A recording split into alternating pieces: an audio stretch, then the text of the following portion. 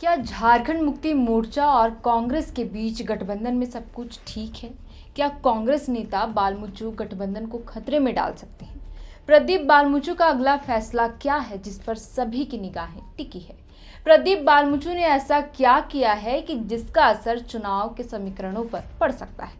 आखिर क्यों बालमुचु के रुख से घाटशिला के राजनीतिक गलियारों में बेचैनी बढ़ गई है? क्या कांग्रेस और जेएमएम के शीर्ष नेतृत्व के बीच कोई अंदरूनी मतभेद उभरकर सामने आया है? दरअसल इन सभी सवालों ने घाटशिला उपचुनाव की राजनीतिक सरगर्मी बढ़ा दी है और आज हम इस वीडियो में इन्हीं तमाम सवालों का जवाब तलाशने की कोशिश करेंगे। दरअसल हिंदी दैनिक दैनिक जागरण में छपी रिपोर्ट के अनुसार प्रदीप बालमुचु के एक फैसले से इस बार घाटशिला के होने वाले उपचुनाव का समीकरण बदल जाएगा।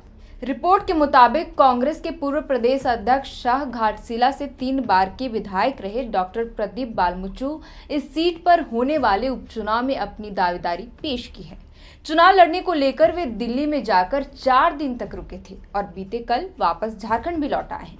जानकारी के अनुसार झारखंड वापस आने के बाद प्रदीप बालमुचु ने पूर्वी सिंहभूम जिले में पार्टी के रिपोर्ट कार्ड की समीक्षा की।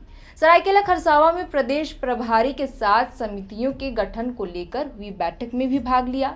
रविवार को खूंटी में प्रदेश प्रभारी के साथ कार्यक्रम में भी शामिल हुए।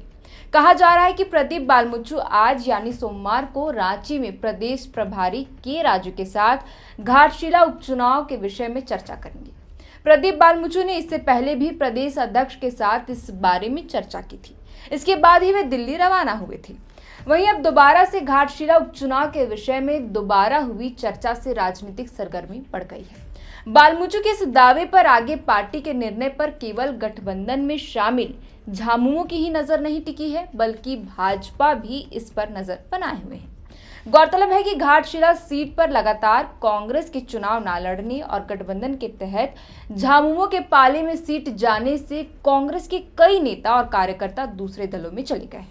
हालांकि कांग्रेस के दौर में उन्हें जो फ्रंट लाइन का दर्जा मिलता था, दूसरे दलों में जाने के बाद उन्हें कोई खास तवज्जो नहीं मिल रही।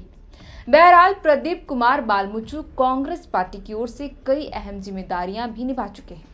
साल 2012 से लेकर साल 2018 तक कांग्रेस पार्टी की तरफ से राज्यसभा के सदस्य रहे। इससे पहले प्रदीप कुमार बालमुचु 2006 से लेकर साल 2011 तक झारखंड विधानसभा में स्पीकर पद पर भी रह चुके हैं। इसके अलावा वे झारखंड के घाटशिला से लगातार 3 बार विधायक का चुनाव जीतकर वहां का प्रतिनिधित्व कर चुके हैं। इस बार फिर से प्रदीप बालमुचु घाटशिला उपचुनाव में अपना दावा पेश कर रहे हैं।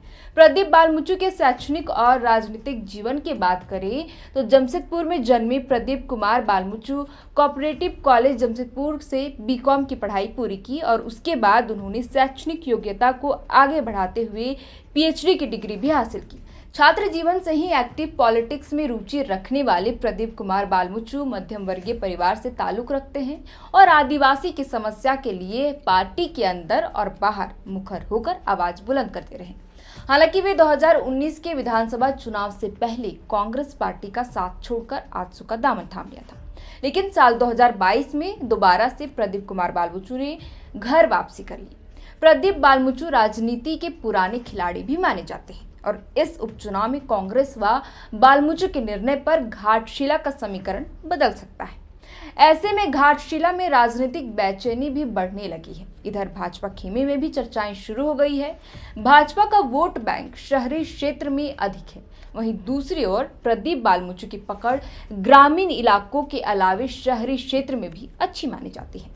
अल्पसंख्यक समाज के अलावे कई समाज के वोट बैंक में उनका प्रभाव अधिक माना जाता है। ऐसे में बालमुचु के उपचुनाव लड़ने से शहरी क्षेत्र में भी उनका प्रभाव दिखेगा, जो सीधे बीजेपी के वोट बैंक पर सेंधमारी कर सकता है। बहरहाल प्रदीप बालमुचु के इस दावे से घाटशिला में राजनीतिक समीकरणों में बड़ा बदलाव देखने को मिल सकता है। फिलहाल उनके अगले कदम पर सभी की नजरें टिकी हुई हैं, क्योंकि यह न सिर्फ उपचुनाव बल्कि आने वाले समय में क्षेत्र की राजनीति की दिशा भी तय करेगा। इस अप्रत्याशित मोड़ ने सत्ताधारी और विपक्षी दोनों खेमों में बेचैनी बढ़ा दी है।